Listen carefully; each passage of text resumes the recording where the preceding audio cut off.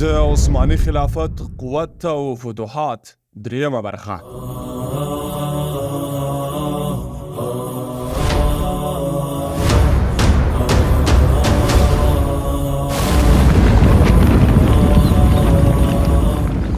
د افغان دعوت چینل درنو لیدونکو،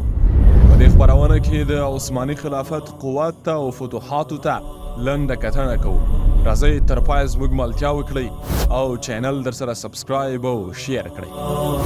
عثماني خلافت په هغه وخت کې په ټوله نړۍ کې یوازینی ستر او قوي اسلامي حکومت و چې تقریبا په 15.6 میلیون کیلومتره مربع خاوره حکومت کولو. د دغه حکومت قلمرو د اروپا د وین ښار یعنې اوسني هابسبورګ پورې رسېدلی و چې د اروپا قارې بلغارستان، یونان، صربستان، البانیا، بوسنیا، رومانیا او د اسیا او افریقا زیاتې برخې تر خپل قلمرو لاندې وې. ځینې مورخین لیکي چې د امریکا د وخت رئیس جمهور جورج واشنګټن د عثماني خلافت د الجزایر له والي بکر حسن سره معاهده کړې وه چې موږ به جزیه درکوو او تاسې به پر موږ باندې حمله نه کوئ. د عثماني خلافت د قوت، فتوحاتو دوام او عامل: لومړی، قوي او راسخ ایمان. د عثماني خلافت د خلفاو راسخ ایمان او په اطاعت او عبادت باندې پوره پابندي وه. د دې خلفاو وهم او غم یوازې د الله تعالی د رضا لاسته راوړل او د یوې با ایمانه ټولنې جوړول و. عثمان ابن ارطغرل په خپل آخري وصیت کې خپل زوی ته وایي: تا له داسې کار څخه منع کوم چې د الله تعالی په هغه کار کې رضا نه وي. او په بل وصیت کې ورته وایي: پوه شه ای زویه، زموږ یوازینی مسیر او لاره هغه ده کوم چې الله تعالی ټاکلې ده، یعنې د اسلام لاره. او په ځینو تاریخي روایاتو کې راغلي چې د دغه خلافت حاکمانو به پر خپلو مناجاتو کې پر الله تعالی پناه غوښته، د داسې څه څخه کوم چې د الله تعالی جل جلاله د نارضایت سبب کېدل. مورخینو په دې اعتراف کړی دی چې د عثماني خلافت اکثره حاکمان د قوي او راسخ ایمان خاوندان و او همدا د دوی راسخ ایمان او پر الله تعالی باندې توکل د سترو فتوحاتو عزت سبب. یقینا د هر ملت او حکومت لوړوالی د هغه د ایمان او عقیدې په پرتله وي. دوهم، د نوموړي خلافت د قوت او عزت دوهم سبب د الله تعالی په لاره کې جهاد او د اسلام د نصرت او وسعت لپاره د اسلامي امت پراختیا وه. هغوی د الله تعالی په لاره کې جهاد کوه او دینی دعوت یې خپل واجب او مسؤلیت بلله او هر یوه ته د غازی یعنې د الله تعالی د لارې مجاهد ویل کېد. د جهاد فی سبیل الله څخه د عثماني خلافت یوازینی هدف د الله تعالی دین ته بلنه، نشر او خپرېدل و، نه بل څه. او د دوی په دې عقیده و چې د دین خپرول او د دین تعلیم زموږ مسؤلیت دی. دریم، د علم او تعلیم په برخه کې خاص اهتمام او د دولتي دستګاه نږدېوالی علماو ته. عثماني دولت د دې زیات حریص و چې په خلکو کې علم او په خاصه توګه شرعي علم نشر کړي.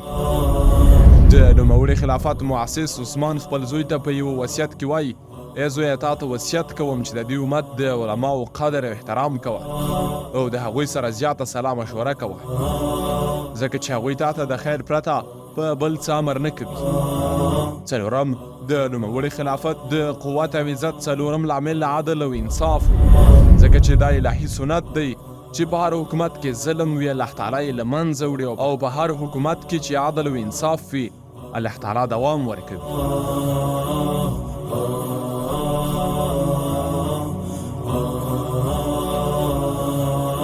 د عثماني خلافت د حاکمانو د پاچاهۍ لیست: عثمان الاول له 1290 میلادي کال نه تر 1426 کال پورې،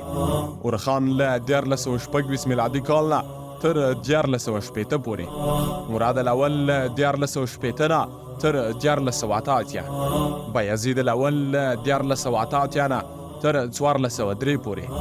محمد الاول له 1414 نه تر 1421، مراد الثاني له 1421 نه تر 1444، محمد الثاني له 1444 نه تر 1446، مراد الثاني له 1446 نه تر 1451، محمد الثاني له 1451 نه تر 1408، بایزید الثاني له 1408 نه تر 1512، سلیم الاول له 1512 نه تر 1520 سلیمان الاول له 1520 نه تر 1516 صلیب الثانی له 1516 نه تر 1540 میلادي کال همداسې مراد الثالث له 1540 نه تر 1594 کال پورې محمد الثالث له 1594 نه تر 1603 میلادي کال پورې احمد الاول له 1603 نه تر 1618 میلادي کال پورې مصطفی الاول له 1618 نه تر 1618 میلادي کال پورې عثمان الثانی له 1618 نه تر 1622 میلادي کال پورې مصطفی الاول له 1622 نه تر 1623 میلادي کال پورې مراد الرابع له 1623 نه تر 1640 کال پورې ابراهیم له 1640 نه تر 1648 پورې محمد الرابع له 1648 نه تر 1680 کال پورې سلیمان الثانی له 1680 نه تر 1690 کال پورې احمد الثانی له 1690 نه تر 1694 میلادي کال پورې مصطفی الثانی له 1694 نه تر 1903 میلادي کال پورې د همدې په دوام محمود الاول له 1903 نه تر 1913 پورې بیا مصطفی الثالث له 1950 نه تر 1940 عثمان الثالث له 1954 نه تر 1950 پورې عبدالحمید الاول له 1940 نه تر 1909 پورې سلیم الثالث له 1909 نه تر 1900 پورې مصطفی الرابع له 1900 نه تر 1908 پورې همداسې محمود الثانی له 1908 نه تر 1909 عبدالمجید الاول له 1909 نه تر 1911 عبدالعزیز له 1911 نه تر 1914 عبدالحمید الثانی له 1914 نه تر 1909 محمد الخامس له 1909 نه تر 1918 محمد السادس له 1918 نه تر 1922 او عبدالمجید الثانی له 1922 نه تر 1940 میلادي کال پورې